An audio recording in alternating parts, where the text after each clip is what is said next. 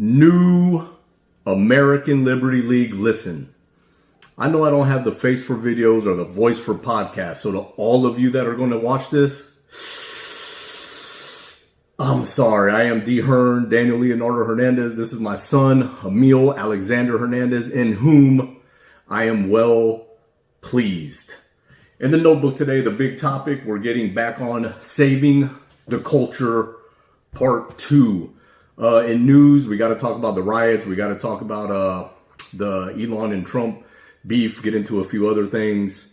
Capitalist pig section, we're going to let you know to relax. This market will be, the economy will be everything Trump promised.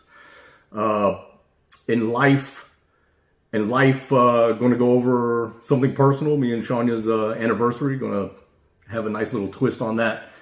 First, Emil, let's get into our big topic, Saving the Culture Part 2.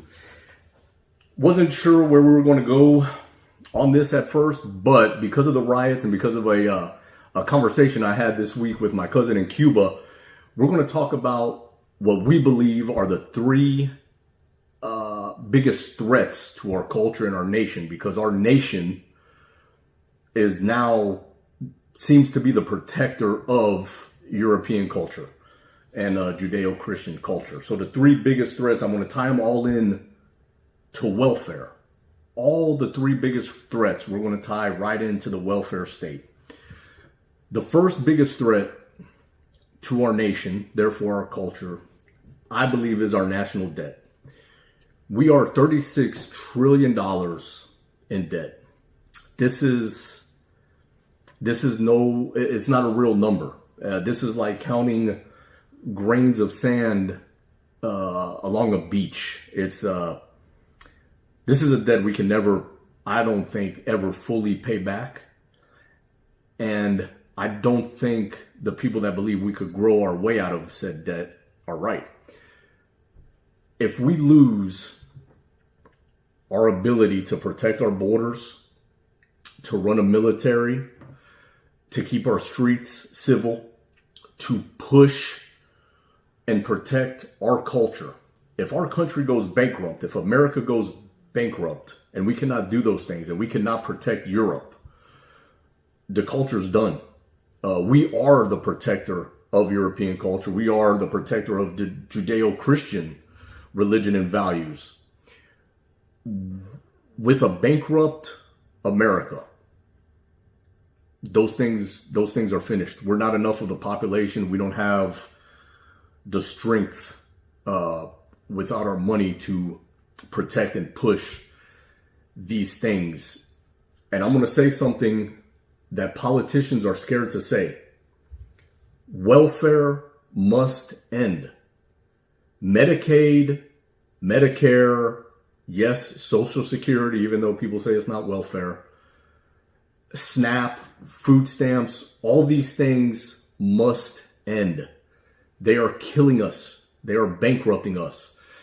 As a government, if you want to get behind any kind of welfare system, let's make it for absolute emergencies only. You want to talk to me about that? You want to have a debate about that? I'm okay with that. What we have turned the welfare state into is absolutely killing us financially. Number 2, multiculturalism. For other cultures to come here and embrace or assimilate into European culture, into American culture, for other religions to embrace what it is to be Judeo-Christian, that's beautiful, because it is the top of the top. It is the most civilized. It is the most beautiful culture. It is the most advanced culture, the most innovative culture, the richest culture. It is the upgrade to every culture there is.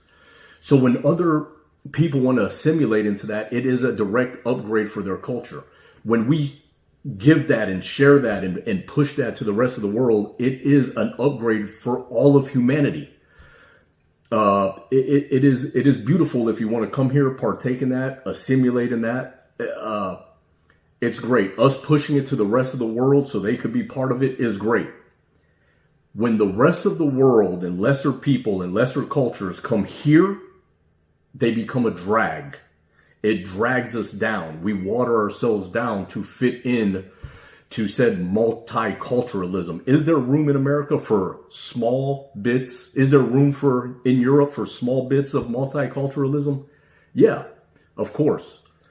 But diversity, the way it's been sold to us, and the amount of multiculturalism we have now, and the smaller and smaller and smaller amount of those cultures that want to actually assimilate, that kind of diversity is not a strength like the left tries to tell you. It is a weakness, because we are the most beautiful, sophisticated, civilized culture. They can only upgrade, yet they can only downgrade us when we try to water ourselves down to fit in for them. The way welfare fits into this is because there was at one time immigration and immigrants that came here to assimilate and to work. They came for the work ethic, for the opportunity. Beautiful thing. For the last 20 or 30 years, that's not why they come. They come for the handouts. They don't come to partake in European culture. They come to take from and feed off of our gratitude, our graciousness, our success, our welfare.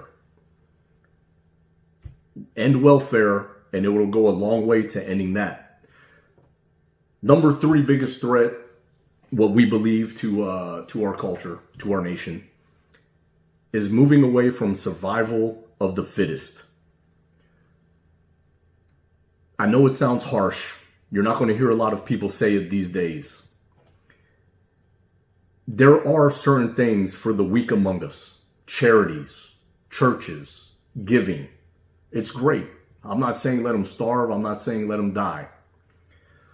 But our welfare state has created a system where the weakest among us are rewarded the most and populate the most with no consequences, because we are not taking care of them through charities and through giving. We are taking care of them through the forced theft of taxation.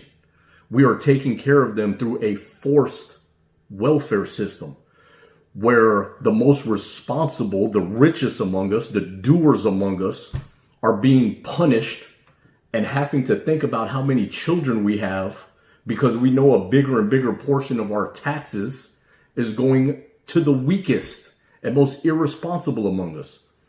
We have to get back to survival of the fittest. Give people, instead of taking money for Social Security, give people that money. And if they can't figure out through their lifetime how to use that money to better their future and to retire, I'm sorry. They should retire homeless.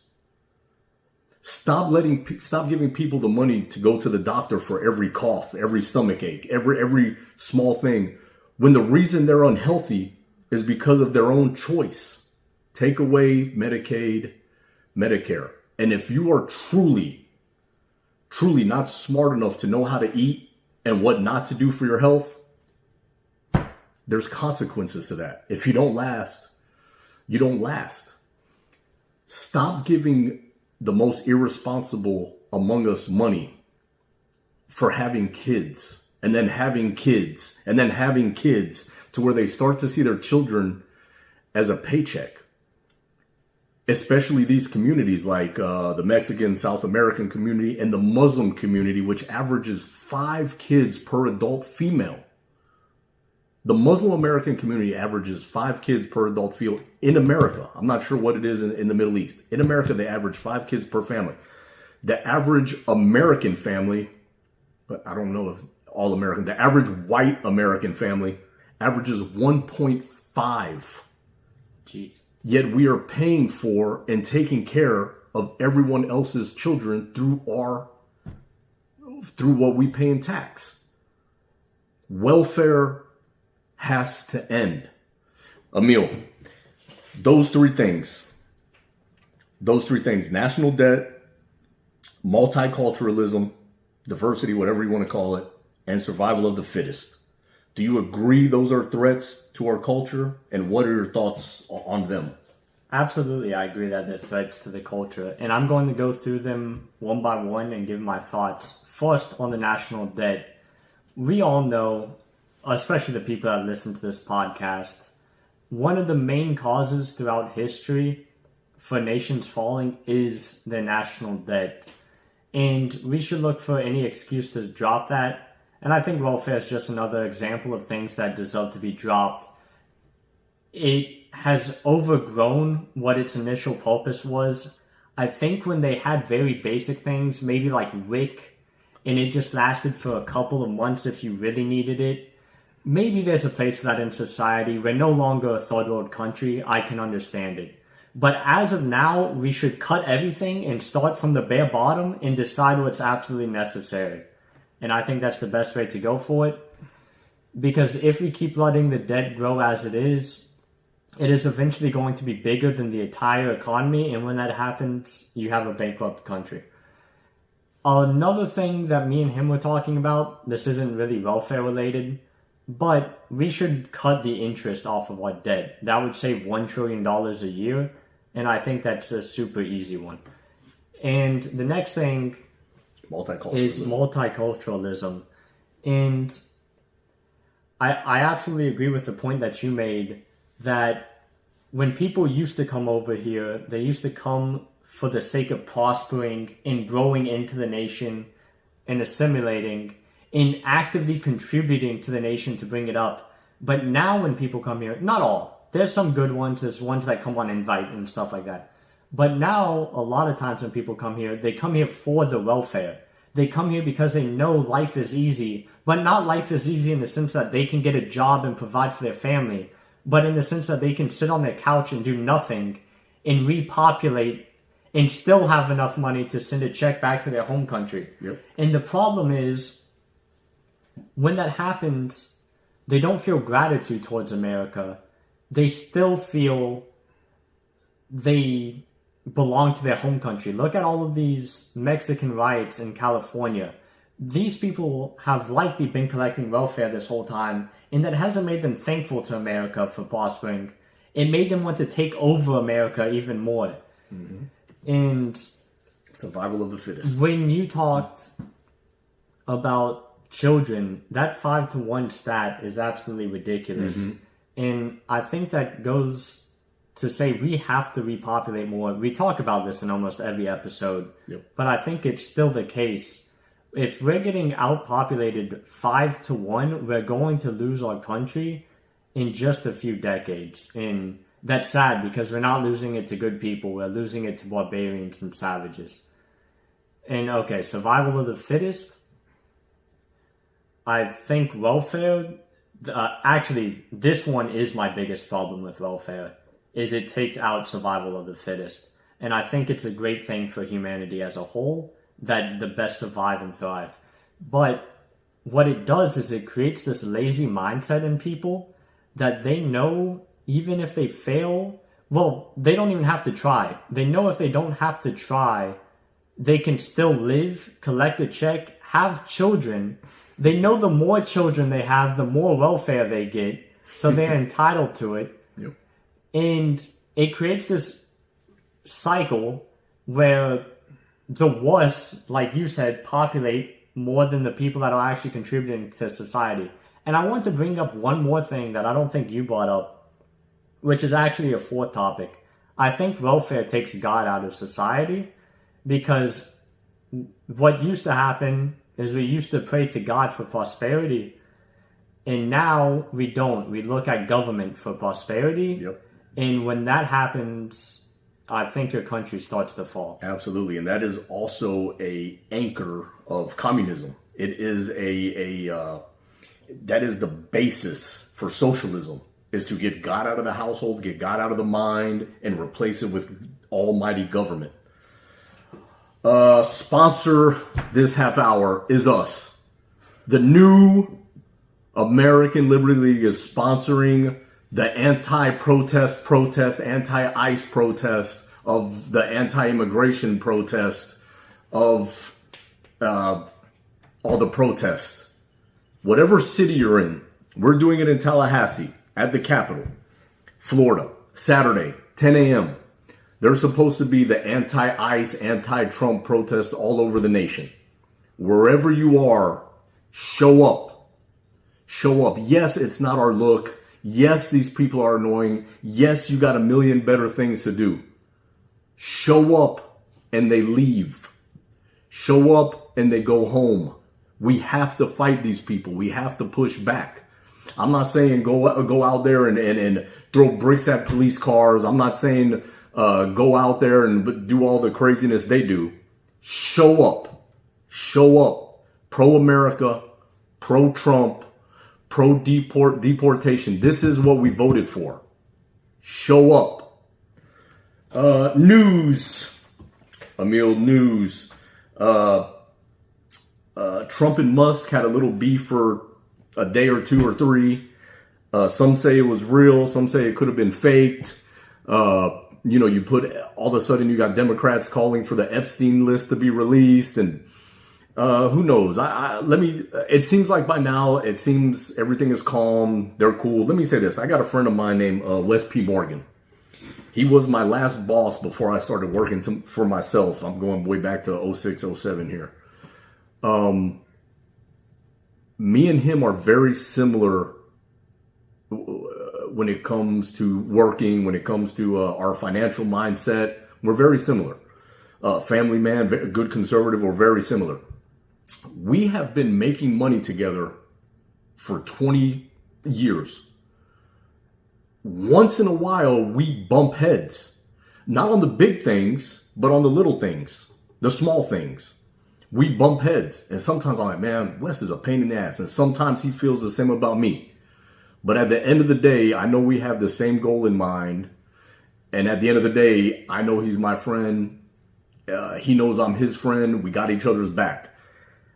I think a lot of times with maybe everybody, every circle, every family, every friend group, politically, conservatives, people are going to butt heads once in a while. It's going to happen. And I just think that's what happened with Trump and Elon. I don't think it's a big deal. I wish it didn't go public.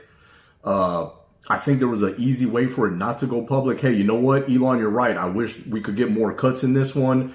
But if we pass this, we have time in the future to make more spending cuts. Something.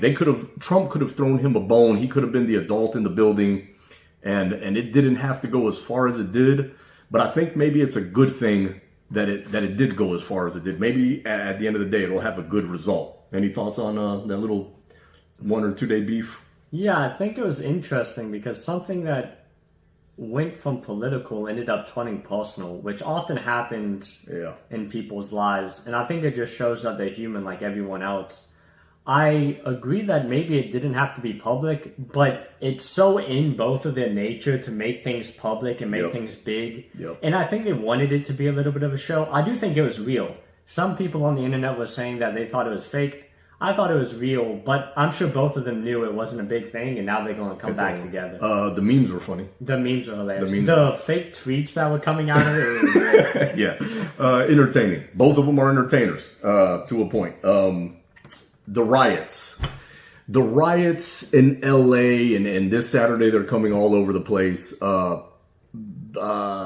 This is what Democrats do. They can't let Trump, and it's not just Trump. I remember, I'm old enough to remember Bush during Afghanistan, during Iraq. There was always protests somewhere. With Trump, it's more important for them because they're losing everywhere else. They can't let things be good and smooth. They can't let it. They have to inject chaos and inject these things in the media and on the TV that you see. So when you look at it, you say, wow, everything's a mess right now. It's all artificial. These are not grassroots protests. These are organized. There's professional agitators out there that have a Rolodex of 300, 400, 500 people they could call up just like that and put these riots on everywhere. Don't believe what you see as grassroots. This is organized. I wish arrest would come for the people that are caught doing wrong. I wish arrest would come for the people funding this. And we know these people. We know these organizations since the Antifa Black Lives Matter riots of 2020. We know who these people are. Go after the organizers. Go after the money. To me, that's treasonous. If you're paying people to destroy American cities and wave foreign flags, how is that not treason? And if it's coming from overseas, there's laws against that. What else did I want to say about these riots? So this weekend, they should be coming to more state capitals, more towns near you. Like we said earlier, get out there, fight back, push back. It's all the left got. To me, this is it's part of something that has to be their strategy, is just to give the appearance of chaos. Any thoughts on the riots going on, riots to come? What do you think? Maybe this will be a little bit too extreme, but I do think sometimes you have to push one extreme to fight the other. And I'm sure there's some balance here. I think at least a good idea and where the headspace should be, and something that would stop these riots instantly, would be if you know someone's an illegal immigrant, you're allowed to go and arrest them yourself if you're a regular citizen. Or if you see them burning a U.S. flag, you're allowed to shoot them. I think the riots would end immediately. And maybe you don't go to that quite the extreme of shooting, but I think it's take out like a kneecap. I think it's where the headspace should be to end these riots immediately. Yeah, I think burning an American flag, if you're an illegal. If you're an illegal, that's a good point. Or there should be some kind of punishment for burning the flag. Shooting someone's extreme. I know he didn't mean that, but where does it border on? Is this free speech, or should there be a penalty for it? I'm not really sure. What I would love to see is this. I would love to see governors in red states come out and say anyone like Kyle Rittenhouse that is defending property, defending neighborhoods, defending themselves by any means necessary will be pardoned. Absolutely. Yeah, if somebody's walking around with a sign and you take their head off, no. Different story. Different story. Yeah. But if you're there for the right reason, if you're stopping crimes from occurring, some governors in red states should let it know that they have our back when it comes to doing things like that. Because these we've been there. We've been there to the anti-protest protests. They're pussy. All of them. The blue hair, the mask, the all dressed in black, like with the Antifa outfit. They're pussy. All it takes is a little pushback. That's it. And they immediately won't even talk to you. They don't even want to look you in the eyes. And they won't even talk to you. You'll come like straight up to them, and there's like 50 of them and 2 of us, and they refuse to even speak. Because they don't want any pushback. That's why they went to LA for the test run. They got a liberal governor. They got a lot of Mexicans there. They got a liberal mayor. It's all liberal. And let me tell you what would have happened. Gavin would have let it happen, would have let chaos reign, and would have blamed Trump for not coming to help. So Trump, even just by the threat of bringing in the National Guard and the Marines, just by the threat, the LAPD and the LA County sheriffs got the go-ahead to do what they had to do to keep the violence down. If Trump didn't step in, even with just that threat, Gavin Newsom would have let chaos ring over LA and would have blamed Trump anyway.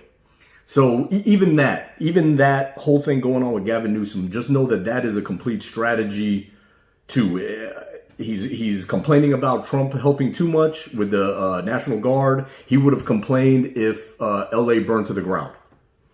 His aim is to run for president in 2028, right, which we called out way earlier. Yeah. Also in the news, Emil, is it time? Let me just ask you this. You know, Trump he came in, he was very pushy about peace between Ukraine and Russia. Now it seems like there's starting to be a lot of tension between Russia and NATO countries, more than just talk now. Is it time for the U.S., if these people don't want peace, if the money laundering between America and Ukraine is over and we're not involved that way anymore, is it time for us is there some new strategy we could try, or is it time for us to wash our hands of it? Yeah, we should leave NATO. In my opinion, NATO is... the whole, not only NATO, but the whole Ukraine, war and everything. Right. The war, yeah. in my opinion, NATO is warmongers at this point. An establishment that was supposed to stop war and prevent it from happening now wants war and is willing to actively fund it instead of rooting for peace. Yep. And that's not an organization we want to be with. In my opinion, it's the exact same with the UN. The UN is pretty much ran by China. Why would we still be part of the UN? I think both of those organizations have become corrupt and have fallen to hell pretty much. I think they're garbage and we should leave. Yeah, so it's time to get out of that situation. Yeah. There's nothing for us there. There's let them do what they got to do. Let them spend all their money and their military resource fighting each other. Just wash your hands, Trump. Just get out of that situation. It's not our business. Sometimes it's okay to be an isolationist. I think it's more than okay sometimes, but in this case, I think it's okay for us to move on. I think he actually has done a pretty good job at that. Since he's been in office, I don't think Ukraine has gotten any money from us. Other than the peace talks, it doesn't seem like he's been too involved. Actually funding or anything like that. All of the funding has been coming from the EU, and I think that's actually how the war should be. Right. I still wouldn't get involved, and I would get out of NATO, like Emil said. NATO has ran its course. It's a trade alliance. It's not. It was anti-Soviet Union war machine. The Soviet Union is dead. Like Putin or don't, it's not the Soviet Union anymore. The threat is not the same. We got trading partners everywhere. Everybody is a trading alliance at this point. NATO's ran its course. It's more of a threat now. It causes more tension than anything else. Fake sponsor this half hour. Liberal Acme Bricks. Do you need a pile of bricks dropped off to your riot site in any city all over America? Riot gear of any kind? Gas masks maybe for tear gas? Call Acme Liberal Bricks. We will provide. Sponsored by George Soros. Acme Liberal Bricks. Capitalist Pig section, Emil. I just want to run through this real quick. There is, a lot of people that voted for Trump. One of the big things was the economy, the gas prices, the roaring markets, the real estate, all this amazing stuff that we saw for the first 3 years of his first term. Man, a lot of people were just expecting these things to the minute he took office. It's been 5 months. Gas prices are down. Inflation is down even this month. You got the big beautiful bill coming with all kind of tax cuts. It's going to get passed. What it looks like exactly, I don't know, but it's coming, and it's going to extend the previous tax cuts and add more new tax cuts. Deregulation. They just got a tariff deal done with China. Looks like China's only going to have a 10% tariff on our goods, while we hold a 15% tariffs on their goods. I don't want to deal with China at all, but at least there's some continuity there for the market to look at. There's a little real estate bubble right now. That's to be expected. Prices were sky high for a while, and they're kind of coming back to earth. That's normal. There's a lot of good things going on in the economy and the market. Just have patience. These things can't correct just like that. It's only been 5 months. Trust me. The market, the economy, the real estate market, these things are going to be great very soon. It may be taking a little longer than some of us wanted. Be patient. Yeah, I would say don't watch the news. When it comes to telling how the economy is doing, don't watch the news and look with your eyes. If you look with your eyes are going to see gas is down roughly about 50 to 60 cents everywhere in the country since he took office. And if you look at grocery prices, they're going down. And for the average person, that's pretty much all the economy consists of in terms of if it's doing well or bad. Those are the big ones. So the things like CNN and even Fox will sometimes try to fearmonger because it brings ratings up that the economy is not doing as well as they're hoping, or the stock market's doing bad. The stock market, in my opinion, is doing fine. And just look with your eyes. And I think that's sort of the case for everything. If you turn off the news oftentimes you'll just be happy. You know, it's one of those things. It's another thing that happens every cycle. When there's a Democrat in office, no matter how terrible everything looks, the media will cover for it. The minute there's a Republican in office, no matter how good everything looks, the media will do the opposite. And they'll point out every little bad thing or exaggerate every little bad thing, and everything's the end of the world. So just be, like he said, just be mindful of that. Any news you watch, any TV you watch, judge the economy, judge the market with what you see. Life, Emil. So this is about me and my wife, but I'm 100% sure that everyone has an instant like this in their life at some point, multiple instances like this when you look back. This is a universal fit. This is one thing I'm 100% sure of, that if you believe in God, this is a universal fit. So me and my wife just celebrated our anniversary. 13 years already. Not married that long, but together for 13 years. When we got together, the last thing I wanted was a relationship. And never did I ever in my life want a wife. And I used to tell her this. Like, hey, this is just short term, but you know, I don't want nothing serious. And she was always like, no, it's okay. We'll be together. You'll see. I was like, no, I'm telling you right now, like, I'm not looking for a relationship. This is going to be short term. Let's have fun.